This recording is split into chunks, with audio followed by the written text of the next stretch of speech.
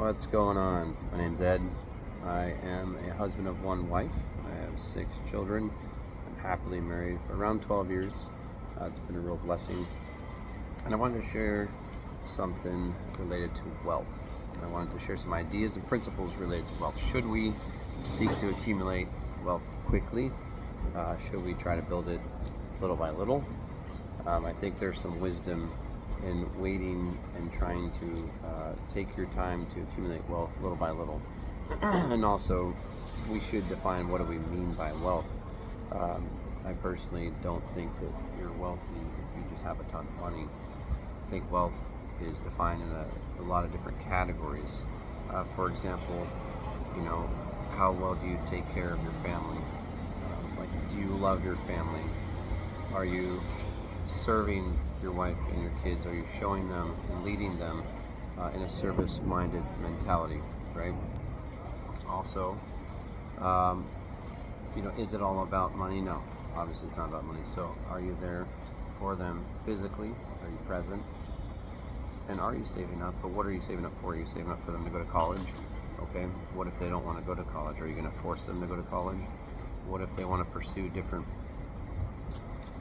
avenues of living than what's normal?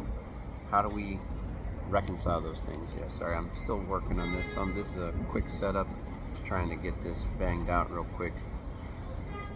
So I'm gonna share a couple principles with you, and I think these will really help. These will help me. I'm not like incredibly wealthy or anything like that, but the way I think about wealth is different. And sometimes I get down in the dumps. I get sometimes even depressed because I feel like, I can't get ahead. But then I realize I'm focusing on the wrong things. I'm not paying attention to what's most important. And so I want to just bring some caution, some encouragement, and some new ideas that maybe you haven't heard before that I hope will encourage you and edify you. This first one is Proverbs 13:11. Wealth gained hastily will dwindle, but whoever gathers little by little will increase. So the idea is that, we could work very hard and we could sacrifice a lot, but what's the point? And what are we going to accomplish with that? What are we going to lose? We might gain monetarily, but what will we lose when it comes to our family? What will we lose in other areas of our life? Maybe at the church, and how you're sacrificing time at the church and in your community.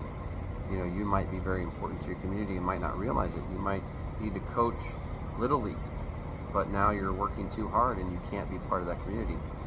So when we try to gain wealth hastily, what is our purpose and why are we trying to do that? We have to think about that. I think about cryptocurrency. A lot of people took second mortgages and invested in Bitcoin. Wow, that's crazy. And I get it though. I get the feeling. I do have investments in cryptocurrency, but I dollar cost average into those investments. If you don't want to call investments, I understand. Maybe it's speculation, but my thought process is a little bit different related to that too, and that's something I can bear out in the future. But we're tempted to try to get rich really quick with the way the pressures are on our world, on us, the way we feel about things. I know the younger generations especially are tempted, and even my generation, we are tempted to try to get rich quick. It's something that is sold to us all over YouTube. It's sold to us all over these other social medias that I don't have because, I got to be careful with what I partake of myself. So YouTube is the primary outlet of where I learn things, I educate myself, and I decided I want to try to help educate others. So we're tempted to get rich quick. And what I think about this is, at least this is my thought process. I could be wrong. This is my theory. This is my opinion. I suspect this is a form of us trying to avoid work, right? To try to kind of sit back and enjoy leisure. But if you talk to people that have very leisurely lifestyles and they don't have to work much, they have other problems. So you're never going to get rid of issues in your life. You're never going to be carefree all the time. And yes, money helps, but there's other problems that come with money. And I can attest to that. I've had no money, and I have some money now. And definitely there's more problems when you have money than you don't. It's a lot more complicated. Like, where should I be putting this money? What should I be doing with it? Especially if I want to be a faithful servant of God. Some of you might think I'm rambling. I know. Okay, so be it. I get it. I appreciate that. But here's the deal. I think some of us are trying to avoid working hard, and we get this passive idea about work that you can make a lot of money without doing anything. No matter what you put your hands to do, it's gonna be work. It's just what kind of work are you doing? And some things might feel better to you, and sometimes things might feel much harder to you. I mean, obviously, digging ditches all day, brutal work. I mean, I have a terrible back, so digging ditches is really hard for me.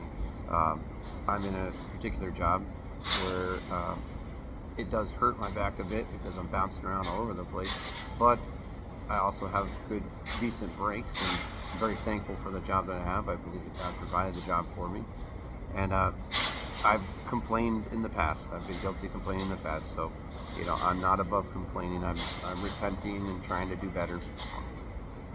But think about this idea that we're trying to avoid work, and especially the pain of work, right? The pain of work and the sweat that's required in work. In Genesis chapter 3, verses 17 and 19, it says, and to Adam, he being God, said, because you have listened to the voice of your wife, and have eaten of the tree of which I commanded you, you shall not eat of it. Cursed is the ground because of you. In pain you shall eat of it all the days of your life. Thorns and thistles it shall bring forth for you, and you shall eat the plants of the field. By the sweat of your face you shall eat bread till you return to the ground, for out of it you were taken, for you are dust, and to dust you shall return. So, when we die, we're not taking any wealth that we accumulate with us. So obviously we should be thinking about other people besides ourselves when it comes to accumulating any wealth. And then, do you ever think about the poor? What does it mean to be poor in America versus poor overseas? And how do we just think that throwing money at the situation is the solution? I'm a firm believer that we should teach a man to fish, and we should also try to create an economy around the lake to help continue the fishing for all the men that need to fish, right? The men that are dependent on the fish. There's a whole economic society that revolves around the lake or the pond, and that's really important that we support that. But do we just come in and give people fish, and then the whole economy around that collapses? And now we make them dependent upon us, and that's what Americans are very good at doing. We got to be very careful of that. Sometimes we think that we just throw money at problems and it solves everything, and that's often really wrong. All right, so think about this. Proverbs 28:22. A stingy man hastens after wealth and does not know that poverty will come upon him. So we can focus so much on wealth that we become poor. And I think we can actually become poor in these areas where we're trying to become rich. So be careful with that. Watch out for that. It's very easy to do. And I think the examples bear out in your mind. I think as you're hearing these things, I think you can visualize examples all over the place that you have seen yourself. Proverbs 19:17. Whoever is generous to the poor lends to the Lord, and he will repay him for his deed. Now, if you think of generous, is this a kind of generous where you're just giving money? I don't think that's necessarily it. There's nothing wrong with giving money to the poor. I'm not saying don't do that, but I'm also cautioning against that because you don't know their situation. Sometimes we can be so far removed from a person, and then we just want to get rid of the problem or the discomfort of that person approaching us, so we just throw some money at them. Or sometimes we're like, no, thank you, bye. We can take time to talk to that person, to get to know them, to figure out if they're serious or legitimate or not. And there are people that are going to be on the street that they want to be on the street. So there are also people that are in a bad situation, and we can help out. And I have been very guilty of, especially working in the city, around the city, in the kind of rush hour mentality. At times I can fall prey to that too, where I don't care for my common man. I have not always. And so that hurts. It hurts to really think about that I have, if I'm some kind of Christian, if I'm some kind of believer in God's word, then why am I not more like Jesus? Where Jesus, he took time with people. He healed people when they were in deep and great need. So I have obviously a lot of work. I have a lot that I need to change. But as I'm working through changing the way I think about things, right? I've been so influenced by our society to think that you need to get a bunch of money and then everything's going to be okay. And it's kind of like how movies, right? The man finally gets the woman after there's a whole bunch of cheating, and because that's what romance is these days, right? Is people cheating? That's romance? No, that's not right at all. But then the movie cuts out at the end. They're together now. Now what? They don't cover the drama and the fallout that happens because their foundation is cheating, right? It's like 90. I'm not going to say statistic because I don't know the right statistic, but there's a lot of those situations where there's completely and utterly fail because the foundation is faulty. It's not appropriate. All right, I'm drifting. I'm at about 10 minutes. I like to try to keep these short and sweet to the point. So I want to caution and just encourage, be careful seeking to gain wealth hastily, which means quickly. Like gambling is like the prime example. I've met people that have lost so much money and they're still gambling. And we're talking about thousands and thousands of dollars. I mean, life-changing money if you put it in the stock market. I did like a thought experiment where I just looked up a number of how much money this one guy lost, and then put that in the stock market at that point in time, like in 2000, let's say 17 or 18, and that amount, just if it was just an S&P index one, it could be up to like 2 or 3 million. I couldn't believe myself. I was shocked. I think it was only like 25,000 or something. Something was going on there with those facts, but the point is, you put money aside, you just let it kind of grow, leave it alone. Don't rob yourself of the future by constantly getting in debt. Let's see what happens, right?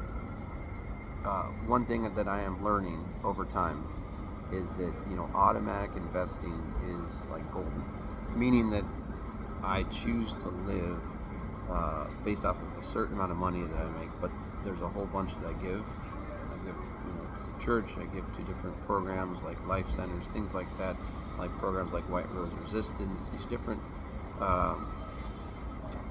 programs that support life or in a particular fight that's very important to my heart and what I would like to be doing, but I can't because I'm working. But also, in addition to automatically giving to those things, I pray and I give to those things, but also automatically investing.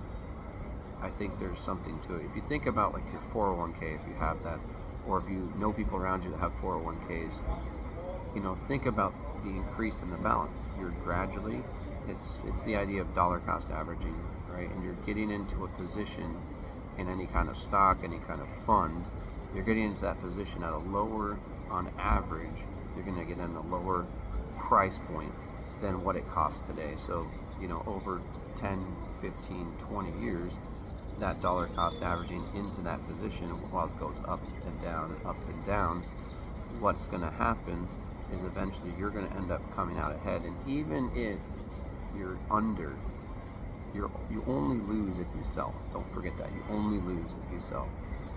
That's really important to remember, especially in times when there's a lot of panic. Maybe if you struggle with the ups and downs of the market and your funds are invested in a certain way, maybe you should go less aggressive. Maybe you should protect those assets a little bit more. Depending on your age, you should speak to a financial advisor about these things, but be careful what they are selling you to, right?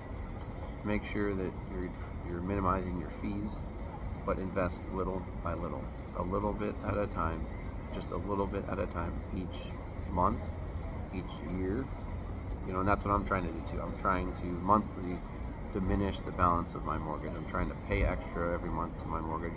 I'm trying to invest. I invest a little bit in crypto, a little bit in gold and silver, the paper assets, because I don't think it's safe to hold gold physically, but you can get safes, and there's a whole lot to that. And those are discussions for another time. But the idea of investing in your own employee managed fund, if they give a match, definitely use that. If you can even fund a Roth, that would be awesome. some gold, some silver, Bitcoin, things like that. These are assets that you can develop a position in slowly over time. Because I'll tell you what, I cannot time the market. I've lost money on scams. I've lost money on trying to, I've lost money on getting in on the hype of Bitcoin. I've gained some money, but I've lost more than I gained. So if I ever talk to anyone, I give advice, it's like, hey guys, just dollar cost average into every position that you want to be in. Whatever exposure that you want, dollar cost average into it. That's very wise in my view. Oh, there it goes. It's slow, but it works.